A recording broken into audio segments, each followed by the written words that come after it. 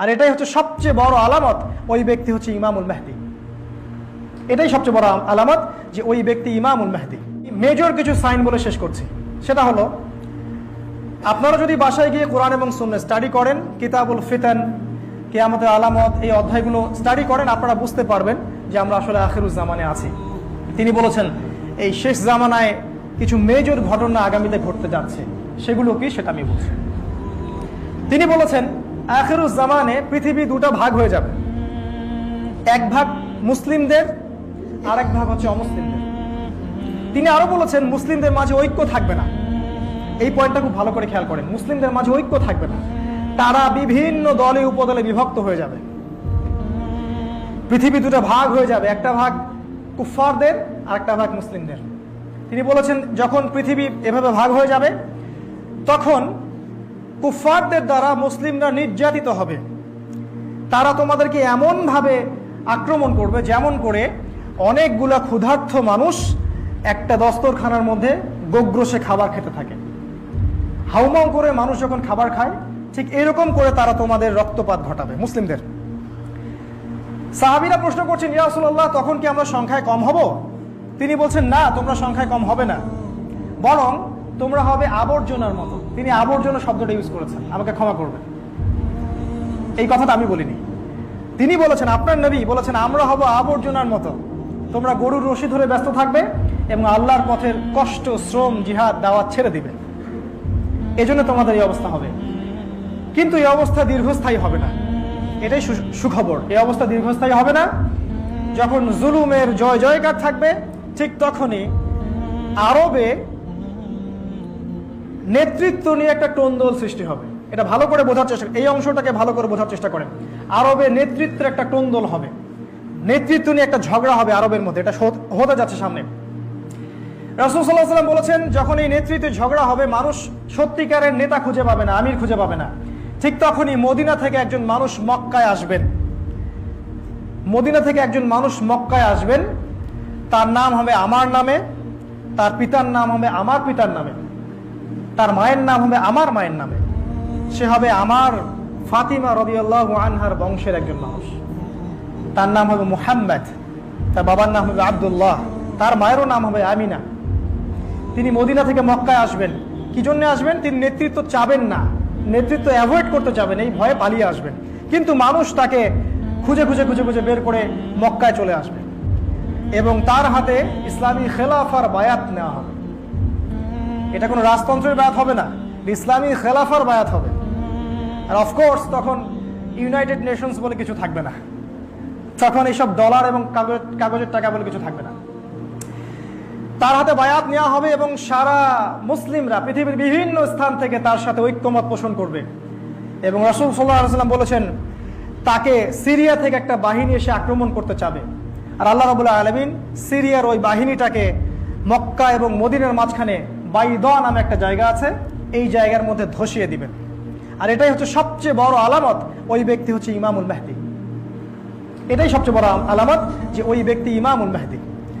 তিনি বলছেন ইমামুল মেহদি যখন ইমার্জ করবেন তখন মুসলিমরা তার সাথে যোগ দিবে এবং কুফফারদের সাথে তোমাদের একটা যুদ্ধ হবে। এই যুদ্ধে 80টা পতাকা, 80টা দেশ একত্রিত হয়ে মুসলিমদের বিরুদ্ধে যুদ্ধ করবে। আপনি কি চিন্তা করছেন? সামনে এগুলো হতে যাচ্ছে। 80টা ফ্ল্যাগের কথা তিনি বলেছেন রাসূল সাল্লাল্লাহু আলাইহি ওয়াসাল্লাম, তারা একত্রিত হয়ে তোমাদের এগেইনস্টে যুদ্ধ করবে। এই যুদ্ধে মুসলিমরা 3টা ভাগ হয়ে যাবে। একটা ভাগ যুদ্ধের মাঠেই শহীদ হয়ে যাবে, আরেকটা ভাগ যুদ্ধের মাঠ থেকে পালিয়ে যাবে। আল্লাহর রাসূল বলছেন এদেরকে আল্লাহ কখনো মাফ করবেন না। তিনি বলছেন বাকি যে পার্ট থাকবে, 3 ভাগের 1 ভাগ, এদের হাতে আল্লাহ রাব্বুল আলামিন ইসলামের বিজয় দান করবেন এবং তারা ইমামুল মাহদির সাথে এই বিশ্বে খেলাফত প্রতিষ্ঠিত করবে। অফকোর্স তখন আমাদের এইসব ডেমোক্রেসি, সেকুলারিজম বলে কিছু থাকবে না। এগুলোর দৌড় শেষের দিকে। কোনো কিছুর যখন চরম উৎকর্ষতায় পৌঁছায় তখনই ধ্বংস হয়। এটাই বাস্তবতা।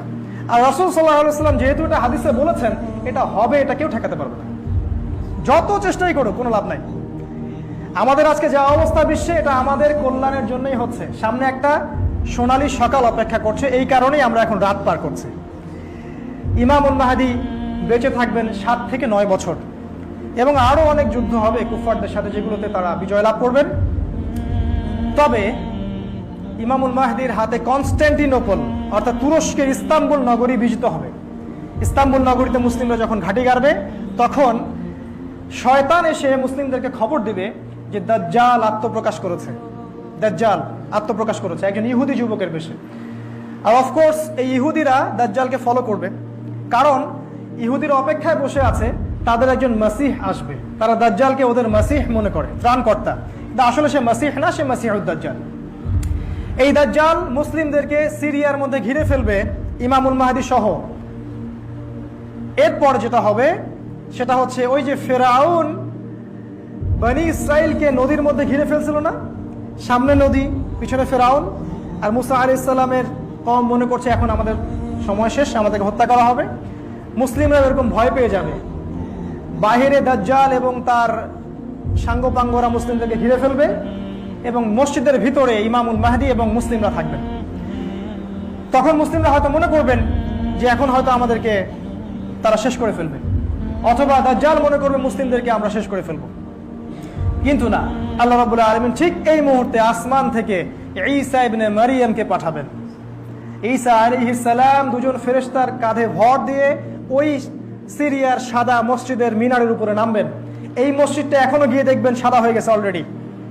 রাসূল যখন এই হাদিসটা বলেছিলেন তখন মসজিদ সাদা ছিল না, এখন এই মসজিদ সাদা, এখন এই মসজিদ সাদা। আপনি ইন্টারনেটে গিয়ে দেখেন, এই মিনারের উপরে ইমাম ঈসা ইবনে মারিয়াম নামবেন এবং ঈসা আলাইহিস সালাম ঈসা আলাইহিস সালামকে ইমামুল মাহদি চিনতে পারবেন।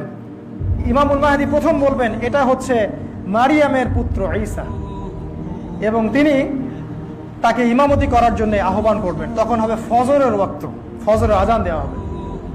কিন্তু ঈসা আলাইহিস সালাম ইমামতি করবেন না, তিনি বলবেন ইমামুল মাহদিকে আপনি ইমামতি করেন, কারণ এই উম্মতের জন্য ইমামতিকে ফরজ করা হয়েছে।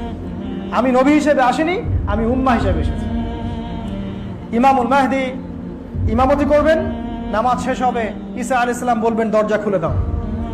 ঈসা আলাইহিস সালামকে দেখা মাত্রই দাজ্জাল গলতে শুরু করবে লবণের মতো। ঈসা আলাইহিস সালামের হাতে দাজ্জাল নিহত হবে, হত্যা করা হবে, কারণ একজন সত্যিকারের মাসিহ মিথ্যা মাসিহকে হত্যা করবে। এরপরে ইসলামের বিজয় হবে। 40 বছর ঈসা আলাইহিস সালাম পৃথিবীতে বিচরণ করবেন, বেঁচে থাকবেন। তিনি বিয়েও করবেন, তার সন্তানও হবে, তাকে দাফন করা হবে মুহাম্মদ সাল্লাল্লাহু আলাইহি সাল্লামের কবরের পাশে। এই 40 বছরের পৃথিবীর এমন একটা জায়গা বাকি থাকবে না যেখানে ইসলামের পতাকা বুলন্দ হবে না, ইনশাআল্লাহু আযজা ওয়া জাল্লা। এমন একটা গ্রাম, একটা শহর বাকি থাকবে না যেখানে ইসলামের হুকুমত কায়েম হবে না। পৃথিবীর কোনো শক্তি এটাকে ঠেকাতে পারবে না। রাসূল সাল্লাল্লাহু আলাইহি ওয়াসাল্লাম বলেছেন, যখন এই ঘটনাগুলো ঘটবে তখন খোরাসান, এই আফগানিস্তান কন্টিনেন্ট থেকে একটা সেনাবাহিনী গিয়ে তাদের সাথে যোগ দিবে। তোমরা যদি ওদেরকে পাও, বরফের উপরে হামাগুড়ি দিয়ে হলেও তাদের সাথে যোগ দিও। এটা রাসূলের কথা, আমরা বলছি না তারা কারা। সময়, টাইম উইলসে, সময় বলে দিবে। এরপরে 40 বছর পৃথিবীতে খেলাফত কায়েম থাকবে। তারপরে মানুষ আবারও খারাপ হওয়া শুরু করবে। মানুষ এতটা খারাপ হবে, রাস্তার মধ্যে জেনা করবে, একবারে রাস্তার মধ্যে। আল্লাহ রাসূল সাল্লাল্লাহু আলাইহি ওয়াসাল্লাম বলছেন এই মানুষগুলোর সামনেই কিয়ামত সংঘটিত হবে। এখন এই ঘটনাগুলো আমি কেন বললাম? এই কারণে বললাম আমরা যেন উপলব্ধি করতে পারি আমরা শেষ জামানায় বাস করছি, আমাদের সামনে এই সময়গুলো অপেক্ষা করছে।